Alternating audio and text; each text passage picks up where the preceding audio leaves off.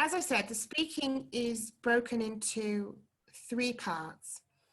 And in the first part, the examiner will introduce themselves and they'll always ask you to confirm your identity. So they'll ask you to give them your passport or your identity card so that they make sure that you are who you say you are and it matches the information that you have. So that will always happen straight away.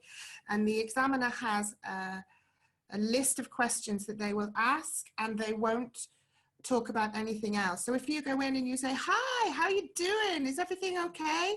Oh, are you okay today? Oh, it's cold. The examiner will not respond. So it's all a bit strange because you have to remember that it is an exam. So the first thing they'll do is they'll say good morning or good afternoon, and they'll ask you for your ID. So then you just hand it over and you'll get it back, no problem.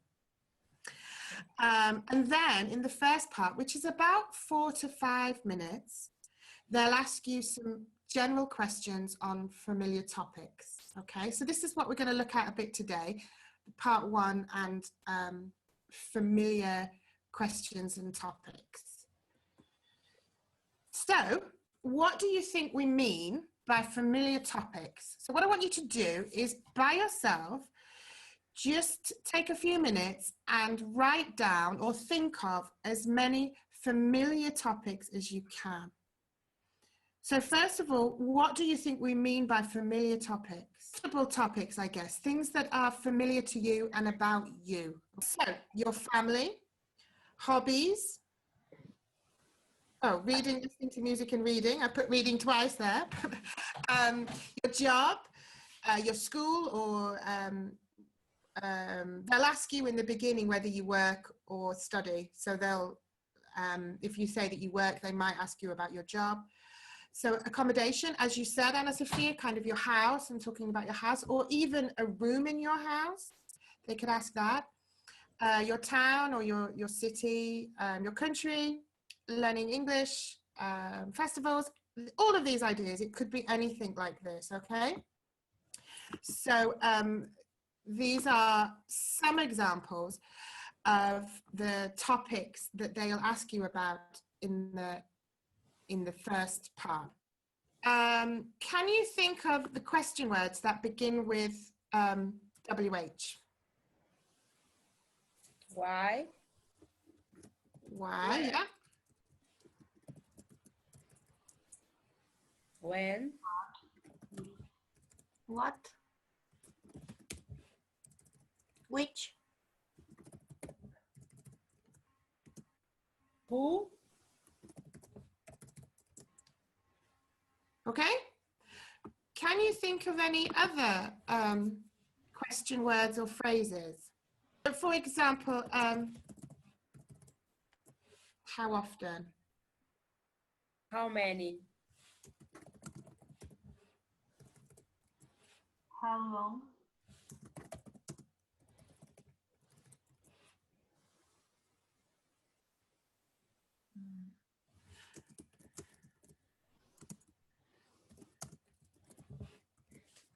So for example, do you like reading? Okay, that could be a question. So thinking about free time, so things that you might do in your free time, I want you to write some question words using, write some questions using either the question words or the question phrases. So what I want you to do is write down 5 questions on the topic of free time using the question words and phrases above. So an example could be, do you play football? So have a look at the questions that are on the PowerPoint and think about how you would answer them. Okay, so if you look at the first one, what do you do in your free time? How would you answer that question? Say, I love to read and go to the bar. I like to watch movies, spend some time with friends. Okay. So, you like to do a lot of things in your free time, yeah? So, what you want to do is express that, okay? So instead of just reading it like a list, I love to read and go to the park, I like to watch movies and spend time with friends. You've got a good range of vocabulary, but these sentences are quite simple. So you want to kind of expand a little bit to show that you've got a kind of wide range of language. So if you imagine that you were saying, oh, wow, well, I like to do a lot of things in my free time. Not only do I love reading, but I also like going to the park. I really enjoy watching movies and also spending some time with friends. Okay, so instead of just reading it as speaking it as a list, you want to put in some lovely extended language. So it would almost be like, oh, lots of things. Not only do I love to read, but I really enjoy going to the park. Okay, so what you've done there is you've given a range of tenses. So you've got here the present simple, love to read, but then you've got enjoy going to, okay? Okay. Present continuous. So what you're doing is showing the examiner that you can use a range of tenses rather than just present simple, present simple, present simple, present simple, okay? So that's the first thing that you need to think about when you're answering these questions is you want to show the examiner how good you are at English and how many tenses you know and how comfortable you are with using them. So another example could be you could compare the past and the present. So what do you do in your free time? Well, I used to read, but now I really enjoy going to the park. So you're showing the examiner that you can use used to talk about past actions and then present simple to talk about routine now. Okay? So that's the kind of way that you want to answer these questions.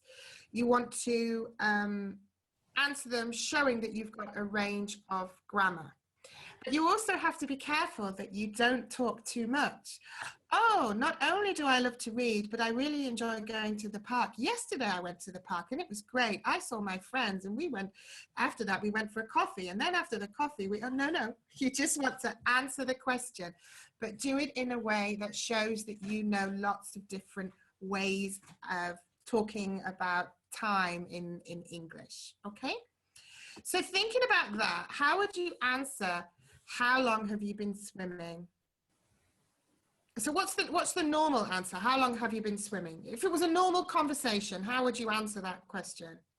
Since I was 14, maybe? Okay, so you would say since I was 14, right? So that's how you would answer the question if we were having a conversation. But remember, this isn't a conversation, it's an exam. So first of all, you want to show that you understand the tense. So you would expand it a bit. So I've been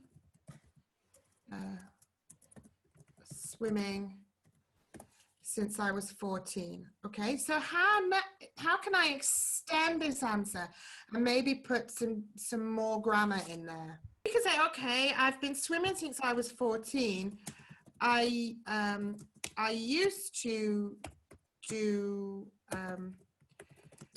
swimming competitions when I was younger, but now it is now I just swim for fun. Okay, so again you can see that you're comparing the past, used to, with what you do now. And within that answer, you've got I've been, I used to, and now I swim. So you've got 3 different grammar structures there, which the examiner will be like, wow, that's amazing, woohoo! Because you're showing that you can use all these different tenses.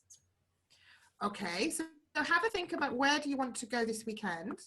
What would be a standard normal answer? So for example, if I said, Angela, where do you want to go this weekend? I want to go to ski because it's winter. We have a lot of snow, but the weather is not so good. Okay, see that's a nice extended answer already. So so I want to go skiing as we have a lot of snow at the moment, but the weather is not very good. Good. Okay, lovely. So what you've done there is you've talked about, so I want to, so something you want to do in the future.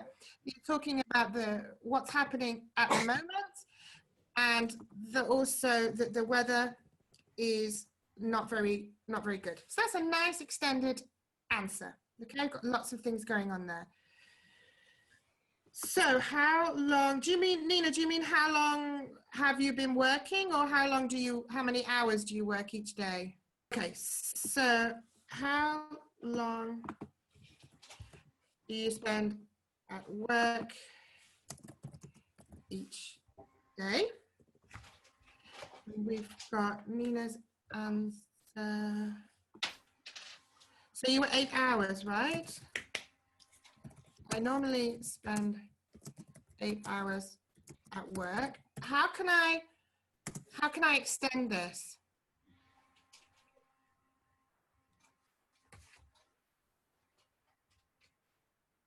If we're talking about what you normally do, you could then talk about, you know, an unusual day. I normally spend 8 hours at work,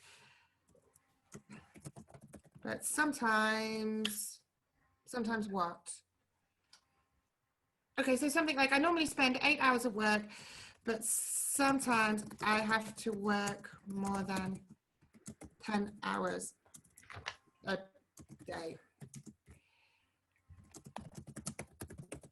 Okay, so can you see how we're extending the answers? Remember, it's not a conversation. If someone said to you, how many brothers and sisters do you have?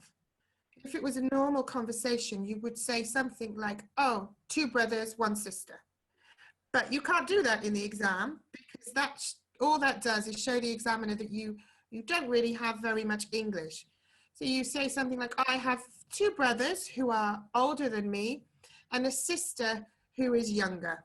Okay, so you're extending the answer to show that you've got a range of grammar and vocabulary.